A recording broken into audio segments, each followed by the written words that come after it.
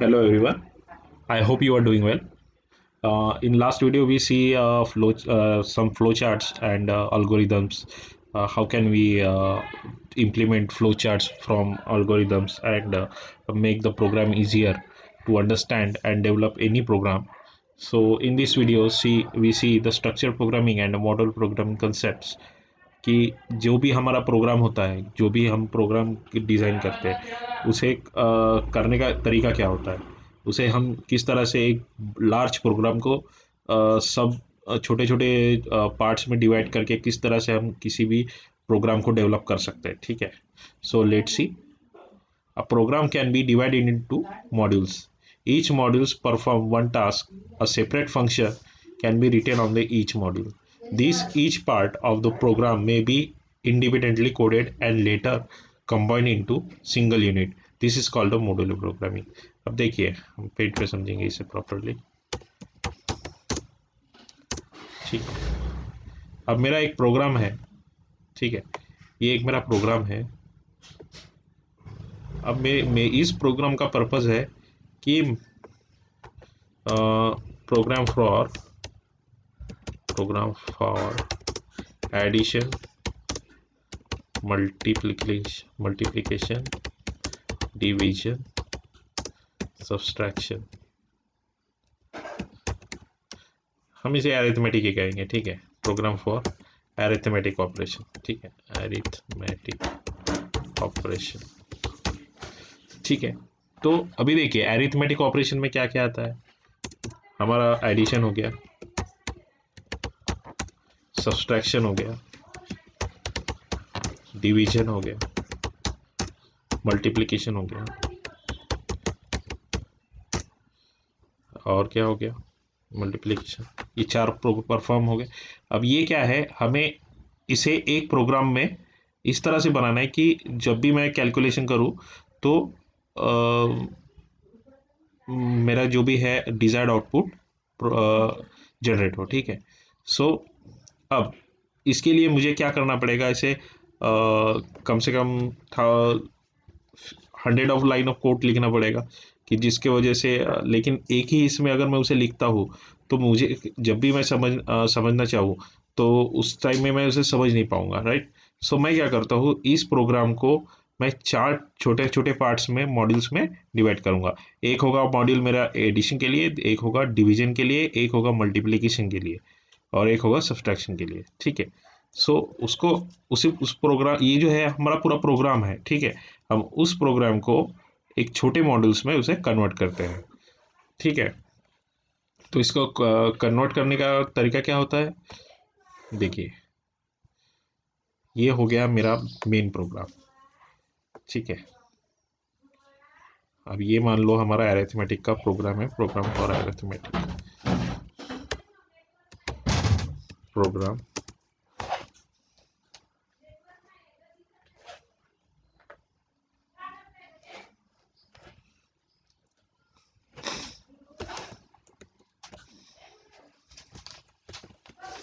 इसे थोड़ा सेंटर में लेते हैं.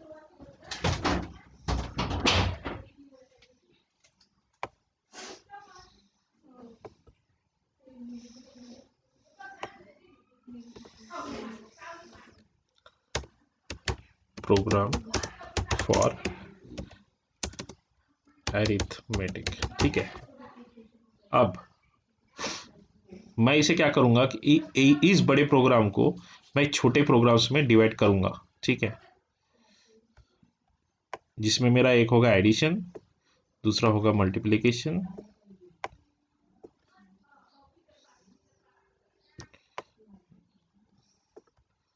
एक होगा सब्सट्रैक्शन एंड एक होगा डिवीजन. ठीक है. इसको प्रॉपरली लिख लेते हैं. एडिशन,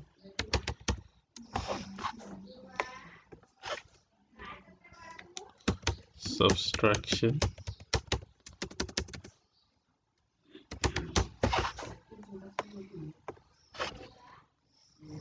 डिवीजन,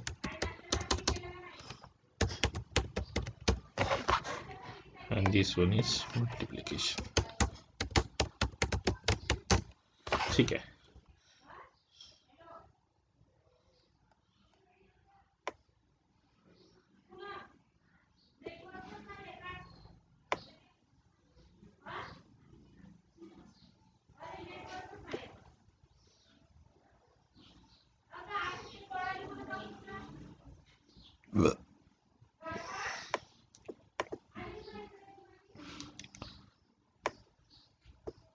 ठीक है,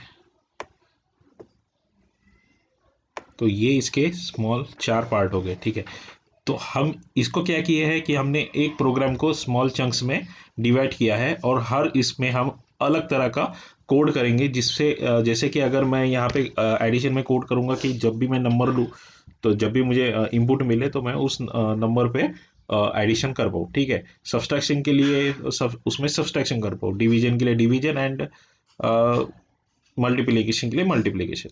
तो ये चारों चीज़ें क्या हो गई मेरे लिए, ये सब चीज़ें हो गई मेरे लिए एक मॉड्यूल। हम इसे कहते हैं इसमें मॉड्यूल।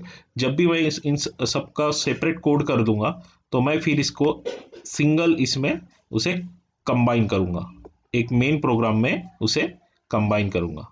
ठीक है,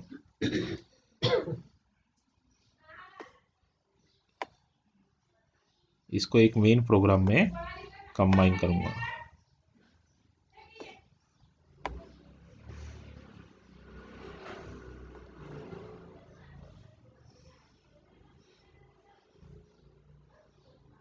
सो वो होगा मेरा जो भी प्रोग्राम फॉर अरिथमेटिक। ठीक है, सो वो जब भी मैं उसको कंबाइन करूंगा, तो उसका जो भी आउटपुट होगा वो होगा मेरा main program, that is program for arithmetic.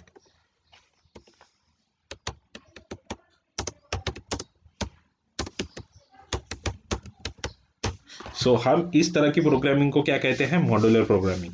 ठीक है, हमने क्या किया कि एक बड़े प्रोग्राम को स्मॉल चंक्स में, छोटे मॉड्यूल्स में उसे डिवाइड किया। जैसे कि वो यहाँ पे हमारा इस केस में हमारा क्या है, अरिथमेटिक नाम का प्रोग्राम है।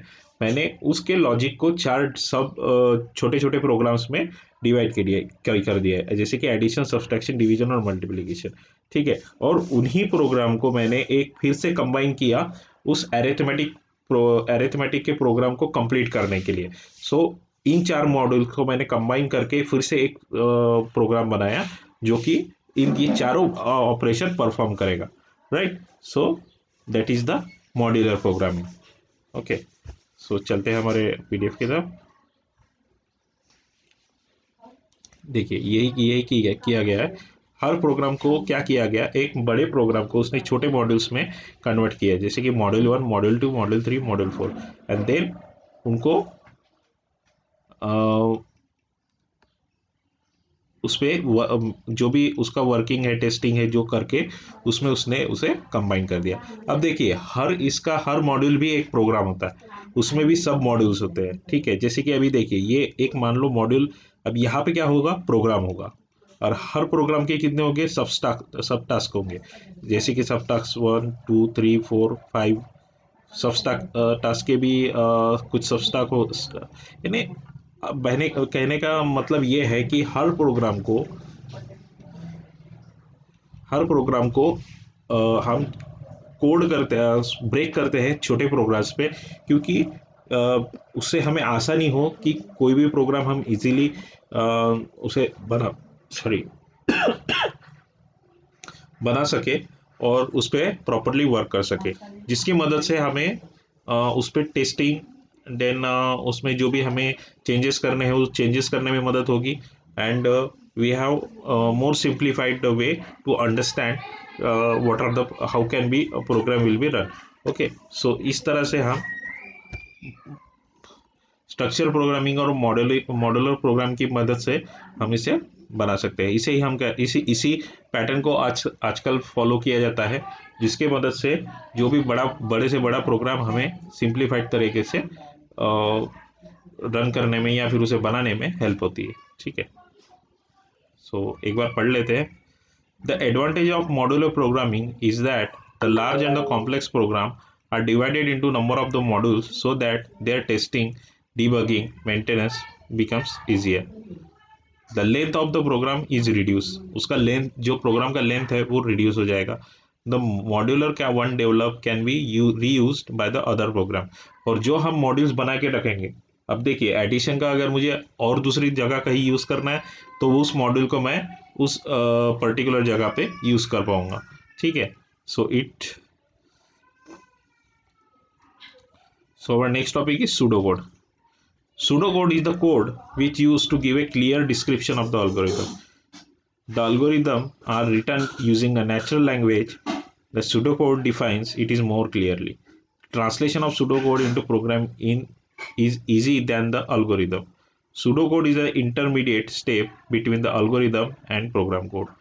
Pseudocode may different from the person to person. अभी देखिए pseudocode क्या होता है कि एक इंटरमीडिएट स्टेप होती है अल्गोरिदम और प्रोग्राम के कोड के बीच का. उसका एक क्या बोलते हैं, एक रॉ कोड होता है जिसकी मदद से हम हर अल्गोरिदम को प्रोग्राम को लैंग्वेज में, जो भी पर्टिकुलर लैंग्वेज है उसे हम उसमें कन्वर्ट कर पाए, ठीक है. सो that is the nothing but pseudo code. Okay, so this is our last topic of this chapter, students. So we summarize all this complete chapter. Okay, so in program analysis we see the how to analyze problem, then we see what is the testing, coding, programming, design, and how can we documented that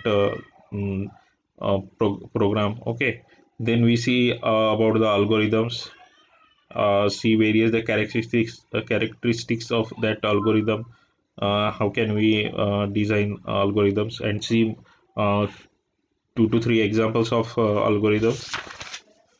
Then we move to our next main topic, that is the flowcharts.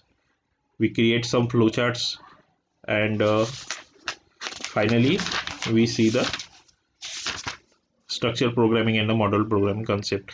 In next lecture we see the introduction to C++, and there you got more clarity, and why we use algorithms and flowcharts, what are their importance, we see in next chapter, that is introduction to C++. Okay, so today we stop here, student. Stay safe and goodbye.